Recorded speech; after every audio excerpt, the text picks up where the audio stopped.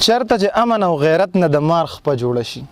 چرته چې امن او غیرت نه د مار خپه جوړه شي، الته به خود انسانیت نه د مار خپه جوړه شي.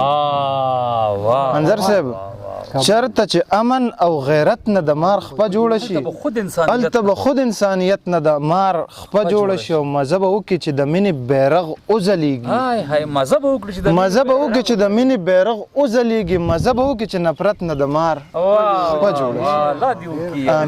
آمین.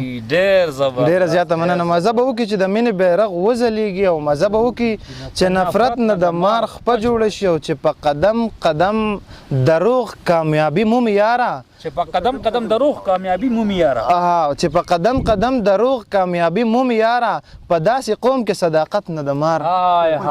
دا شعر وایا. ډېره زیاته مننه. په قدم قدم دروغ کامیابي مومي یاره، په داسې قوم کې صداقت نه د مار خپه جوړه شي. او چې د غریب په وینو خوله سره کړي د وخت ظالمان، د غریب په وینو خوله سره کړي د وخت ظالمان، چې د غریب په وینو خوله سره کړي د وخت ظالمان، په داسې وخت کې عدالت نه د مار خپه جوړه شي. ډېره زیاته مننه منظر صاحب. چې د غریب په وینو خوله سره کړي د وخت ظالمان، په داسې وخت کې عدالت نه د مار خپه جوړه شي. او جی او غزل او امین په زور وایا، ابدا چې وانه ورم فریاد په دې دنیا کې. ډېره زیاته مننه. د آزاد شعر ته بیا وایي آزاد خجي هغه داسې دی چې ارمان چې مو د منځ د پولې ټولې شي اوارې، چې هر یو سړی وګرځي آزاد په دې دنیا کې. او یو غزل ویم ښه وایې به څنګه نه. د غزل نه مخکې دوه شعرونه وایم چې یو خوا مې زړه د بېلتانه په جرنده دل پروت دی. یو خوا مې زړه د بېلتانه په جرنده دل پروت دی، بل مې وجود اندام اندام لکه غزل پروت دی. یو خوا مې زړه د بېلتانه په جرنده دل پروت دی، بل مې وجود اندام اندام لکه غزل پروت دی. منظر صاحب لا مې په سیر کې پوڼې هم نه درېښلې یاره، لا مې په سیر کې پوڼې هم نه درېښلې یاره، ما ته په سر باندې لا ډېر اوږد مزل پروت دی. ډېره زیاته مننه. ډېره زیاته مننه. لا مې په سیر کې پوڼې هم نه درېښلې یاره، ما ته په سر باندې لا ډېر اوږد مزل پروت دی. او غزل به راشم چې ارشاد اوښکې مې راغلې په ګریوان دا جوړې ما وجړل. اوښکې مې راغلې په ګریوان دا جوړې ما وجړل، زما په حال نه څوک خفه شو او نه چا وجړل.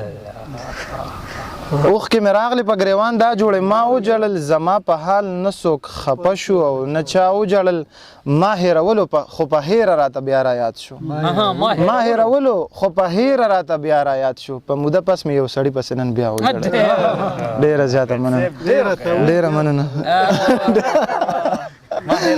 خو په هېره راته بیا رایاد شو، په موده پس مې یو سړي پسې نن بیا وجړل. او منظر صاحب شعر دی چې که ګناهګار یې نو توبه وباسه بیړه کوه، ګناهګار یې نو توبه وباسه بیړه کوه، الله رضا د بني ادمه خو که تا وجړل.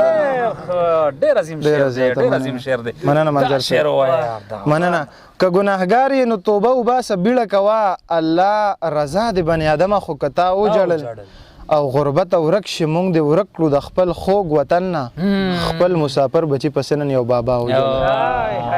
ډېره زیاته مننه.